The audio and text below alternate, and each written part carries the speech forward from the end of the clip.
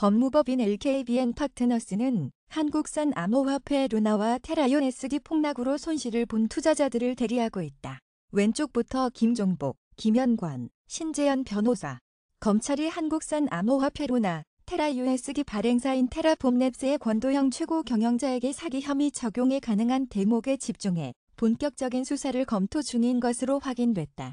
또 최근 탈세로 수백억 원을 추징당한 권 대표가 조세 포탈 혐의로도 수사선상에 오를 가능성까지 제기되고 있다.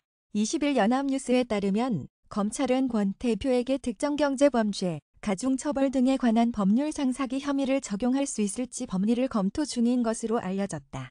특히 테라의 알고리즘, 스테이블 코인 UST를 사서 맡기면 연 20% 수익률을 보장하는 앵커 프로토콜 부분이 폰지 사기에 해당할 수 있다는 견해에 무게가 실리는 것으로 전해졌다. 테라 기반 디파이 서비스 앵커 프로토콜은 UST 생태계에 필요한 자금을 끌어들이는 역할을 했지만 연 20% 수익률은 구조적으로 지속 불가능하다는 지적을 받고 있다. 게다가 사기, 횡령, 배임 등 경제범죄는 피해액이 5억 원 이상일 경우에만 검찰이 직접 수사할 수 있는데 이번 사건이 5억 원 이상의 사기에 해당해 검찰이 곧바로 수사에 착수할 가능성이 있다. 전날 법무법인 LKBN 파트너스를 통해 권 대표를 서울남부지검에 고발한 투자자들 가운데 한 명은 피해액이 5억 원이 넘는 것으로 알려졌다. 이 밖에 다른 고액 투자자들의 문의도 잇따르고 있는 것으로 전해진다. 한 검찰 관계자는 테라, 루나 발행과 거래 시기 전체를 수사 대상으로 보기는 어려울 수 있지만 암호화폐 시장이 어려워진 가운데 권 대표 측이 얘기한 수익률 보장 등 내용이 수사의 실마리가 될 수 있다고 본다고 말했다. 세무당국이 대외적으로 재조사를 벌여 권 대표 등을 조세 포탈 혐의로 검찰에 고발할 가능성도 거론된다. 권 대표는 공동창업자 신현성 씨 등과 함께 세금을 탈루한 혐의로 지난해 서울지방국세청의 특별세무조사를 받았고 국세청은 이들이 누락한 법인세와 소득세로 총 500억 원 정도를 추징한 것으로 알려졌다. 하지만 당시 세무조사만 진행됐을 뿐 수사기관 고발을 위해 필요한 조세범칙 조사는 하지 않은 것으로 파악됐다.